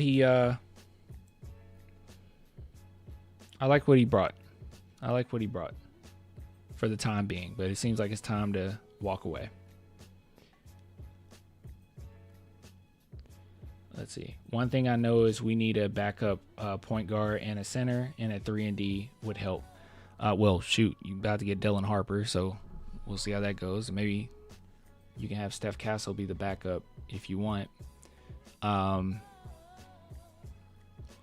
definitely agree with you at 3-and-D wing. You could possibly get that at 14. And then, backup center. That's probably the backup center. I mean, the more I think about it, man, because someone brought this up, they called me out on this, and I'm like, yeah, I think they're kind of right? Like, I can admit when I'm wrong. Like, I kept saying that a small forward is the most important thing right now, even more so than a backup center. But man, yeah, our defense looked really bad when we didn't have a backup center, and relegating Sohan to guard other centers was really bad. I don't want to say it's bad for his development, but he's not really being able to do what he does best, and we're not maximizing our potential as a team when he has to guard the center all the time. So I kind of agree that I think a big man actually does take more priority than a 3-and-D wing. I think part of the reason why I was so stuck on that or hooked on that is I just have PTSD from Kawhi, right? Like I remember how long it took for us to get that, trying to experiment with RJ, and it just didn't work. So many different players we tried to bring in to fill that role, and then we got a little bit lucky with Kawhi. So I'm just like, those are really difficult to find, but Yeah, how our team is constructed right now, we do have Harrison Barnes, unless you trade him away. You got some options, possibly in this draft, but you definitely need a center. I agree.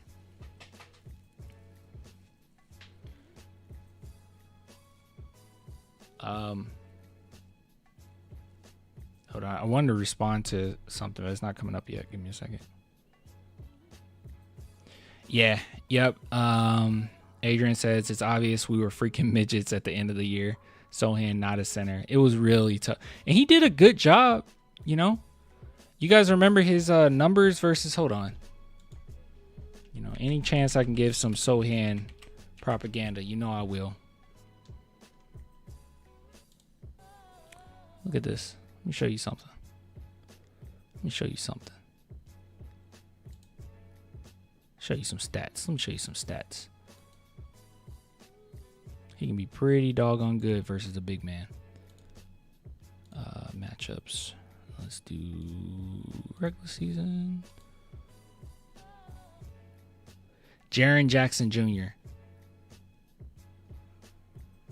Oh, I guess the last game Jaren Jackson had a decent game. He was 50%. That's actually pretty good. Never mind. Julius Randle, though, my God. 3 for 11 when guarded by Sohan. Karl Towns did a good job. I'm looking for some centers. Porzingis went 0 for 6.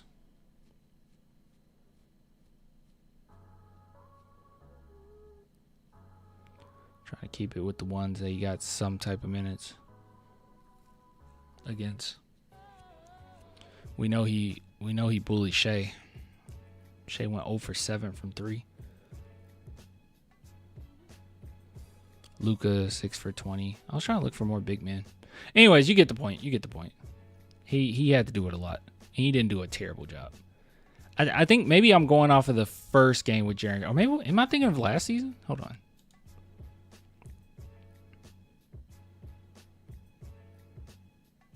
Oh, okay. Maybe I was thinking of last season. Because last season, Jaren Jackson went 8 for 21 when Sohan was guarding him, 38%. I might have been thinking of last year.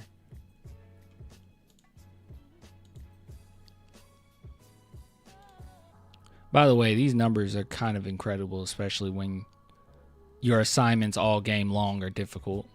Like Anthony Edwards holding them 10 for 25, 40%. Or Luka Doncic 6 for 20, and then you're constantly guarding whoever's the best player out there when they're not even on the court and you still are on the court. It's very impressive. His motor's ridiculous.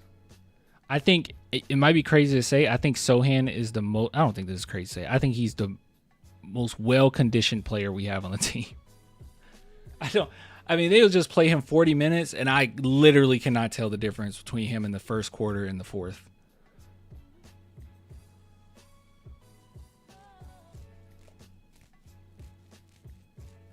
Last season, Jeremy had JJJ on a game-winning basket. Oh, yeah, Jaren Jackson hit that. Was that a three-pointer? Didn't Jaren hit a three-pointer on Sohan? Sometimes just better. Great offense is just better than great defense. He was all over him in that play, too. Yeah. That's why I remember that. Yeah, maybe he went off that game. I don't remember what his numbers were that game. So, and you're the starting center. Might as well. He had a starting point guard. Now he's he had to guard the centers. He was kind of backup center at times. So why not just make him full-time center? Anyways, I don't even remember what this segment was about. Was this about Chris Paul? Chris Paul, we're gonna miss you. We love you. We love you.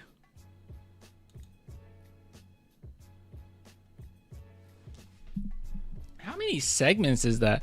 Because it's like, and I know we have more to go over, but I'm getting a little tired. Hold on.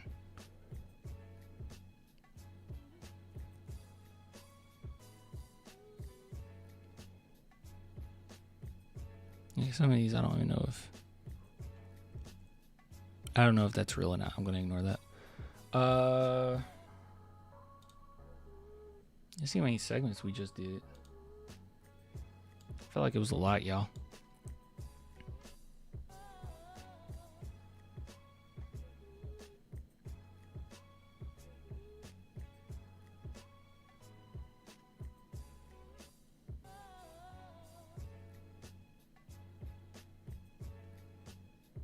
We did 6. Okay, what's today?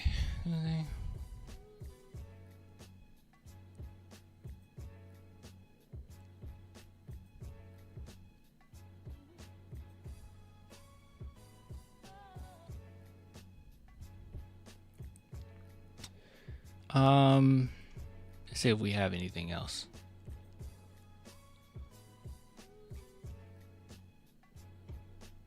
Oh, we have this. This is cool. We'll do this, and then I'm gonna hop off. I can be back, I guess, on Saturday, unless something comes up and we absolutely have to talk about it. You know how that goes. All right, so as you guys know, been a lot of talk about Giannis. A lot of talk. A lot of Spurs fans saying they want him. A lot of Spurs fans saying they don't. People saying, well, he's 30. Let's not do it. You guys know how I feel about it. I'm one where I say we just sit back. I say we get our second overall pick. We move on. It might take a little bit too much to get him. Even though I would love for him to be on the squad, it might be a bit much. And in today's NBA, especially you want to create a dynasty, but in today's NBA, you don't have to have a super team, right? You don't have to have a team with 3 superstars on it, maybe even 2 superstars on it, right? You can have a team where you have a superstar, co-star, and then you're good to go. And luckily the NBA is went in that direction where they made it more difficult for teams to just buy their way to championships, right? We're at a point now where you have to build. And now we're getting good playoff games because of it, and we're getting different champions every year because of it. And it's kind of weird not to see a team that's in the midst of a dynasty. But hopefully, the Spurs, being OGs of this process, okay, we were doing this way before the CBA came in with the changes. We were building teams from the get, all right? So we're kind of OGs to this.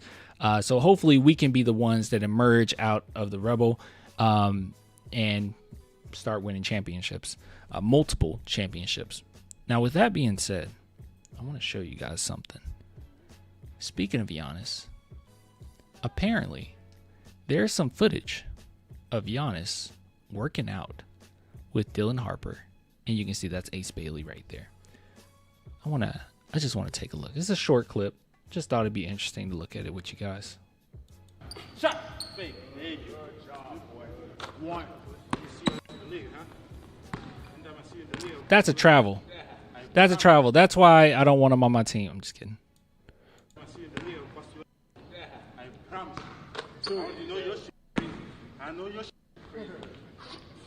That's a travel too. They don't know basketball. What are you doing? That's a travel.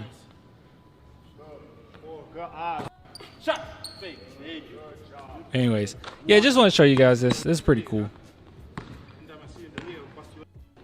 Wait, what did he say? I actually didn't read.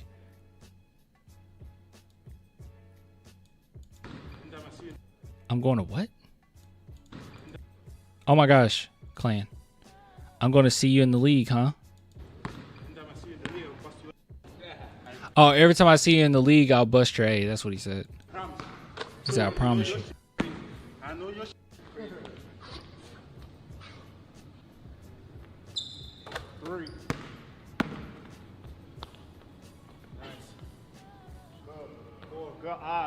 Shot.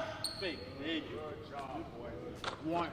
You see you in the league, huh? And then I see you in the league, I'll bust you. I promise. Two. You know your. I don't.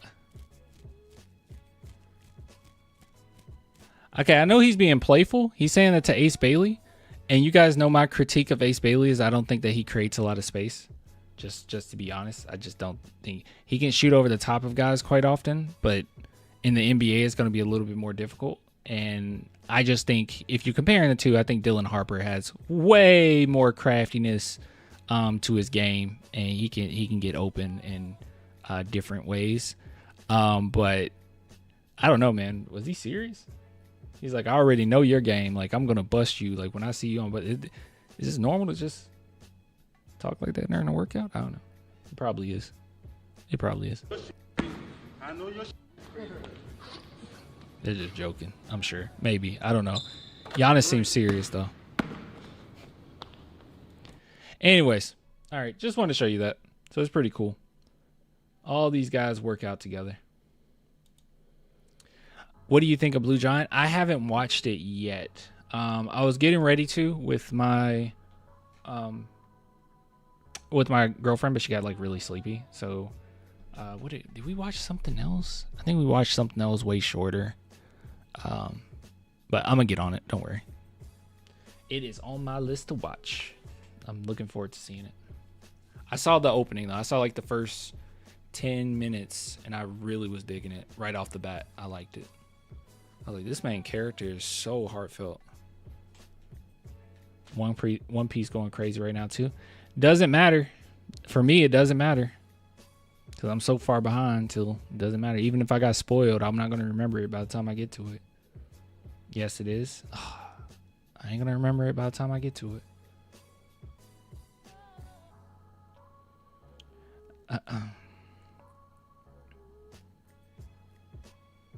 It's a touching part right now. Heck yeah.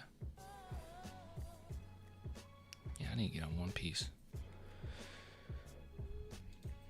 All right, so there's an NBA game on.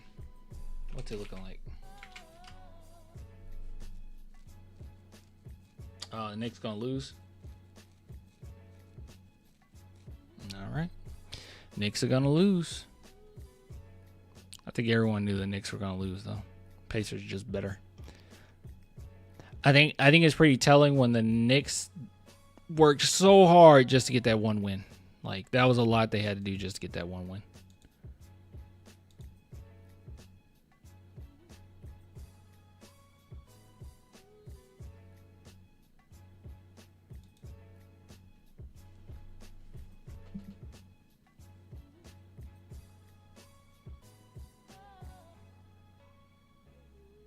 The new what album? Whose album? I don't know what that is.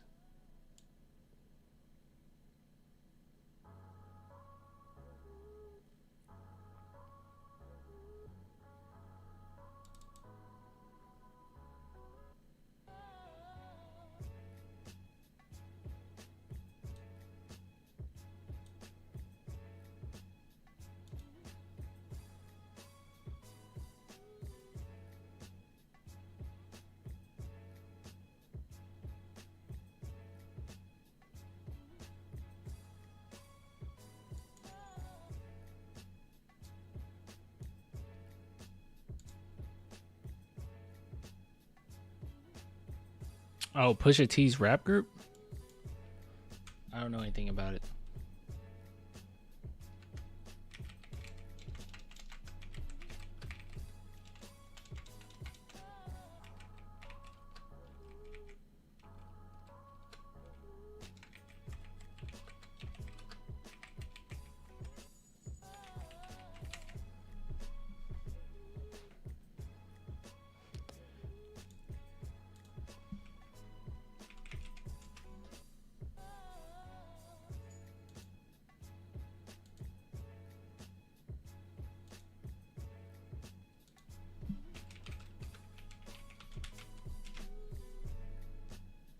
He's very underrated.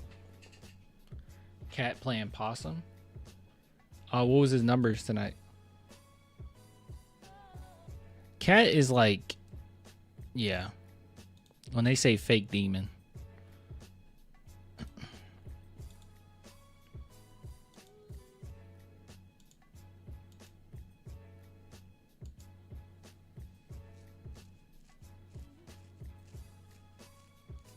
Oh, it's just him and his brother.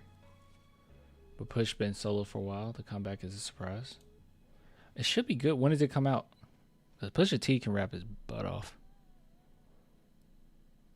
Or did you already say when the drop was and I just missed it?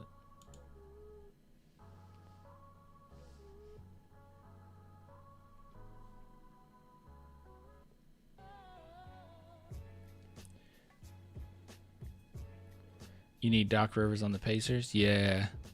That would help. That would help the Knicks.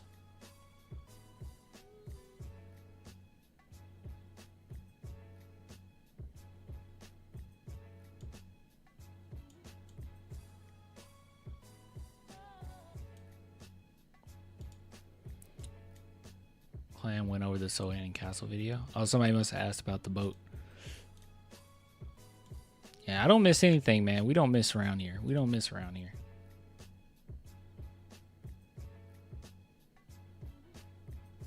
Yeah, I saw it.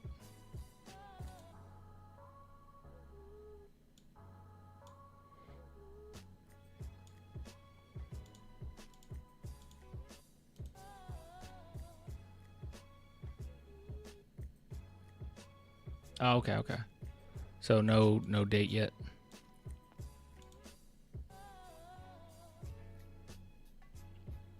I feel like there's some movies coming out this weekend that are considered good. Can't remember.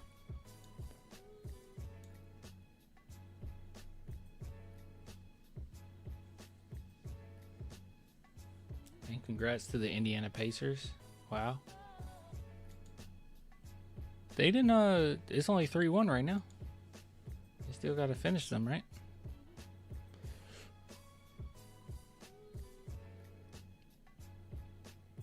I'll watch the Thunder, but man, I'll watch the Thunder stuff, but man,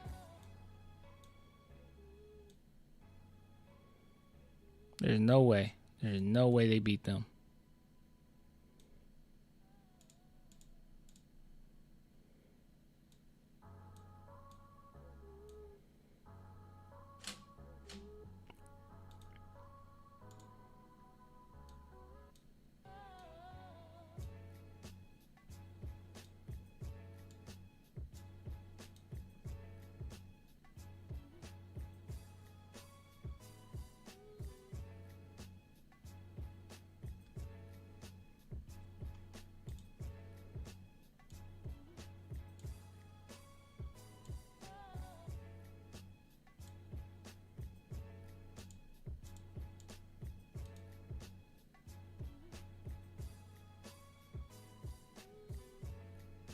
Man, it's still time, actually. I don't know.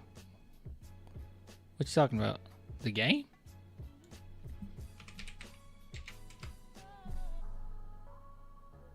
No, you can't be talking about the game. Yeah, the Pacers up by 10, 21 seconds. You can't be talking about the game.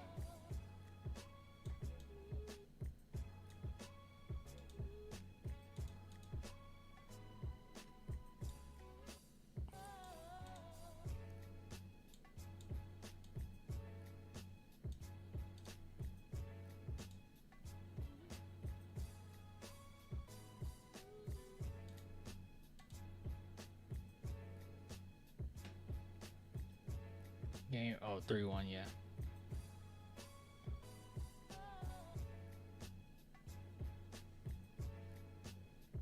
Knicks couldn't hit a 3 for their life down the stretch.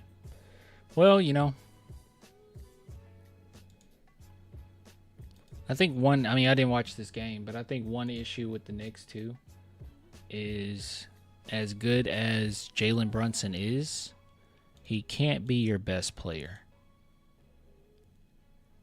Teams are able to just kind of take advantage of him defensively. One thing that I'm a little worried about is how well the Pacers are going to be able to find a shot versus the Thunder. But I do know the Knicks have really great defenders, so hopefully that, you know, helps them going forward. That's the one thing I'm worried about. But I think all of us are going for the Pacers, right? Are all of us going for the Pacers?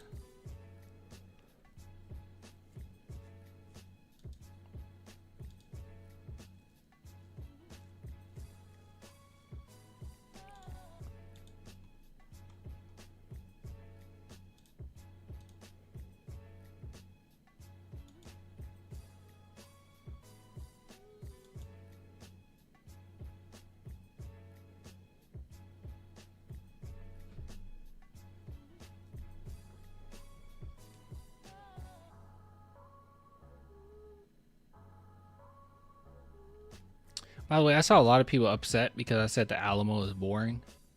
I don't see how that's controversial at all. I'm sorry. Like, some people being like so hyperbolic. Like, I saw people in the comments like, sorry that the Alamo isn't an amusement park. I'm like, Okay. Yes, I'm expecting Disney World when I go to the Alamo. It's just boring. Never said that it doesn't have historical significance. It's just boring. I don't know what to tell you. Maybe if I was a historian, I would just find it also fascinating by going to it, but it's just boring. Said it is boring. No, like people became, I don't know. I think what it really comes down to is a lot of times my takes are stuff where it's kind of difficult to argue with, right? So when someone finds something like just offhanded, because it was just an offhanded comment that I made in the video. Like when someone can find something that they can argue with, they just like stick to it. People were pretty upset about it. They were really upset about that Alamo take. I'm like, it's boring, bro. I don't know what you want me to. I don't know. I'm not expecting them to install water slides. I'm just saying it's boring.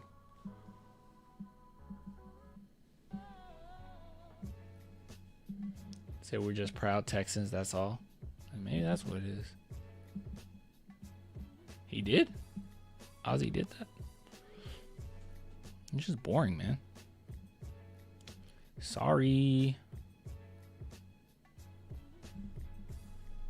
If it wasn't boring, I wouldn't say it. It's pretty boring.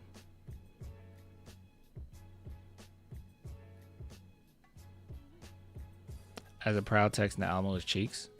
See, I feel like it's so weird because, people get a little bit more bold when they're not on a live stream. Like, when the video is uploaded and they can just, like, throw something in the comments offhandedly, like, they'll do it.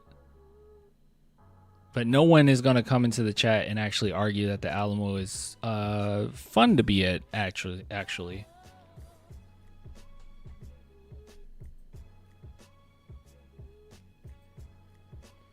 I never finished Dragon Ball. It just didn't hit the same after Gohan versus Cell. I'll be honest with you. At that point, I don't remember the Majin Buu saga that much. I'll have to rewatch it. It has its hits, though. It has its hits. Goku versus Vegeta is actually top tier. Like, that fight is top tier. And Vegeta's arc makes that saga worth it. But I'll be real with you. When it was first airing in the States, I didn't keep up with the Buu saga the same way I kept up with the other sagas. It wasn't even close. Like, I did not keep up with it the same way.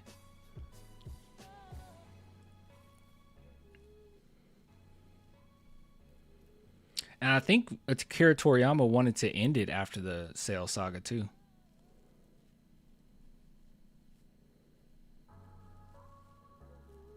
Honestly, Frieza versus Goku is peak for me.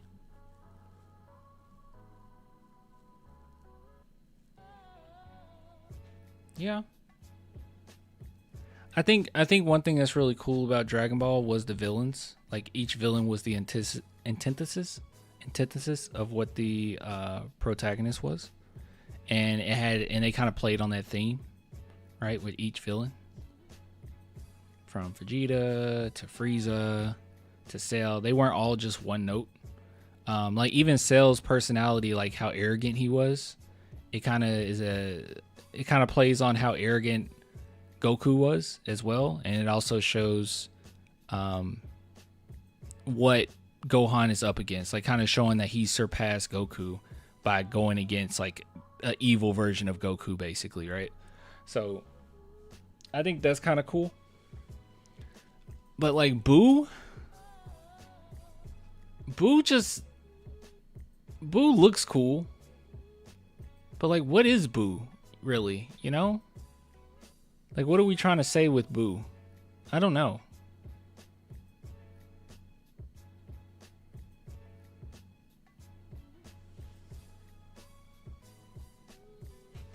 DBZ Broly over Super Broly?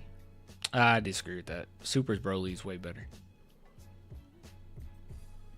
DBZ Broly, the first film, is cool. The second one sucks. I rewatched the second one. It was pretty terrible. Super Broly blows it out of the water. I haven't even seen him yet, and I'm well into the arc. I just know he's the villain.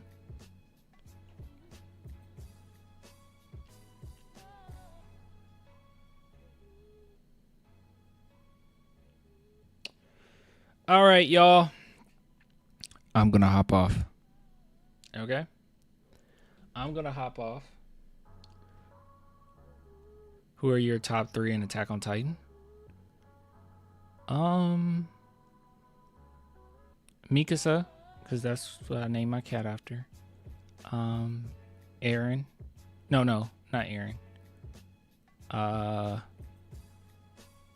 Armin. I'll go Armin, then Eren. Eren Yeager.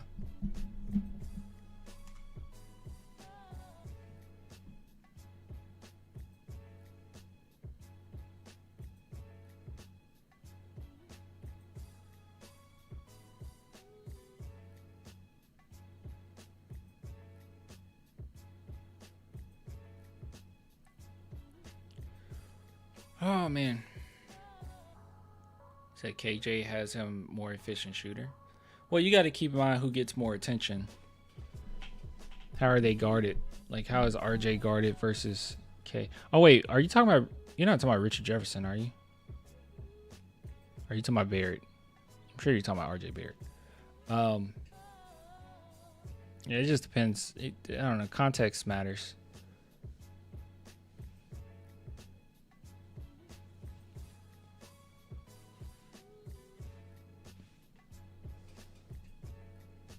Their roles aren't similar at all, so.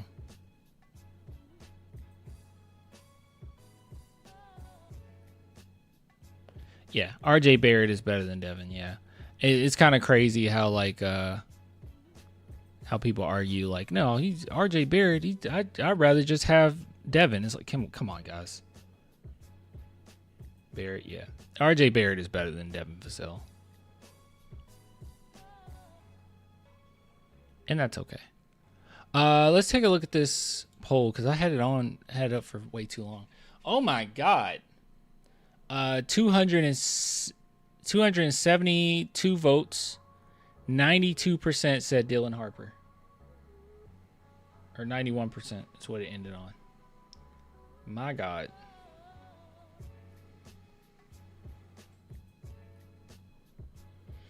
All right, guys, I'm hopping off. I appreciate the love. I will see you next time. I'm very sleepy. That next time should be Saturday?